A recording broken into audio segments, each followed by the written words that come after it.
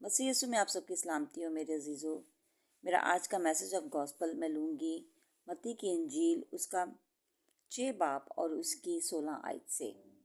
روزے کے بارے میں تعلیم۔ اور جب تم روزہ رکھو تو ریاکاروں کی طرح اپنی صورت اداس نہ بناؤ، کیونکہ وہ اپنا منہ بگاڑتے ہیں تاکہ لوگ ان کو روزہ دار جانیں۔ میں تم سے سچ کہتا ہوں اپنا اجر پا چکے۔ بلکہ جب تو روزہ رکھے تو اپنے سر پہ تیل ڈال اور منہ دھو، تاکہ آدمی نہیں بلکہ تیرا باپ جو پوشیدگی میں ہے تجھے روزہ دار جانے۔ اس صورت میں تیرا باپ جو پوشیدگی میں دیکھتا ہے تجھے بدلہ دے گا۔ آمین۔ پاک کلام کے پڑھے اور سنے جانے پہ خداوند کی برکت ہو، خداوند کا شکر ہو۔ آمین۔ تو میرے عزیزو یہاں پر دیکھیں، وہ کہہ رہا ہے کہ تیرا باپ جو پوشیدگی میں تجھے دیکھتا ہے۔ سب سے پہلے ہم روزے کے مقصد کو دیکھیں گے۔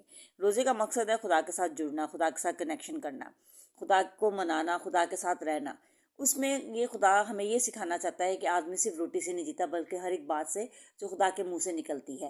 مطلب ہم نے خدا کی حضوری کو ایسے محسوس کرنا ہے کہ خدا کیا کہہ رہا ہے وہ ہمیں محسوس کرنا ہے، اس کی آواز کو سننا ہے، اس کی کنیکٹیوٹی کو سننا ہے۔ اور اس میں جب ہم خدا کے ساتھ کنیکشن کر لیں گے تو پھر ہمیں بھوک بھی نہیں لگے گی، پیاس بھی نہیں لگے گی، کیونکہ خدا کا کلام کہتا ہے کہ انسان روٹی سے نہیں جیتا بلکہ خدا کے کلام سے جیتا ہے۔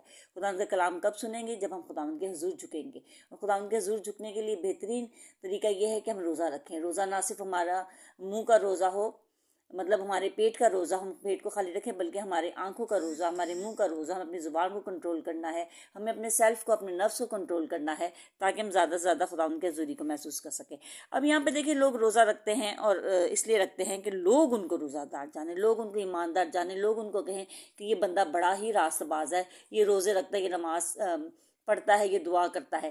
کیونکہ یہ تینوں چاروں چیزیں جو ہیں، یہ بنیادی چیزیں ہیں جو کہ انسان کو ایک راست باز ہونے کے لیے اس کے پاس ہونی چاہیے، اس کو راست باز شو کرتی ہیں۔ تو وہ اپنے آپ کو اس طرح سے شو کر رہا ہے کہ وہ راست باز ہے، وہ روزہ رکھ رہا ہے، لیکن وہ خداوند کی حضوری کو محسوس نہیں کر رہا، وہ رگڑا کر رہا ہے۔ جیسے یسایہ میں کہتا ہے کہ اب تم ایسا روزہ نہیں رکھتے کہ جہاں تمہاری آواز عالم بالا پہ سنی جائے، تو پھر آپ کے بھوکے رہنے کا بھی کوئی فائدہ نہیں، اپنے منہ کو بگاڑنے کا بھی کوئی فائدہ نہیں۔ کیونکہ روزے میں نے دیکھا ہے لوگ ایک دوسرے کو گالیاں بھی دے رہے ہوتے ہیں، پھر کہتے ہیں تو مجھے تنگ کر رہے ہو کہ میں روزے میں ہوں، جیسے وہ احسان کر رہے ہوتے ہیں۔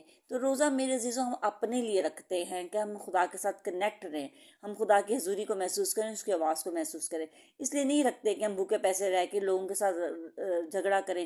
یقیناً ہم انسان ہوتے ہوئے ہمیں بھوک پیاس کی وجہ سے ہم چڑچڑے ہو جاتے ہیں، لیکن یہ چڑچڑاپن کب جائے گا؟ جب آپ خدا کی حضوری میں زیادہ سے زیادہ ٹھہریں گے، کیونکہ خداوند نے آپ کو بدلہ دینا ہے۔ آپ اس کے لیے روزہ رکھتے ہیں، آپ لوگوں کے لیے روزہ نہیں رکھتے، لوگ تو آپ کو بدلہ نہیں دیں گے، خداوند آپ کو بدلہ دے گا۔